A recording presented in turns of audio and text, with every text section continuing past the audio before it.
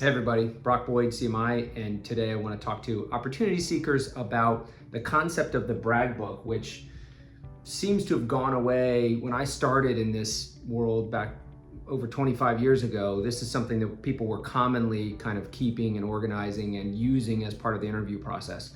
I've not seen nearly as much of that lately, and so it is truly a differentiator for you if you do have actual proof of the accomplishments that you're claiming. So these could be things like, quota attainment, stack rankings, awards of recognition like President's Club or Rookie of the Year, or most net new logos won in a year, etc., and on down to earnings in terms of talking about what your W-2 earnings were like and being willing to actually show proof of that if needed, because it generally is viewed as a reflection of what the degree of success was for that year. Companies usually aren't giving away substantial commissions to people who didn't close substantial revenue for the company. All these things are optional, but they are a differentiator. And so I would encourage you to keep physical proof, whether it's in an email or a snapshot or something, of as many of these things as you can.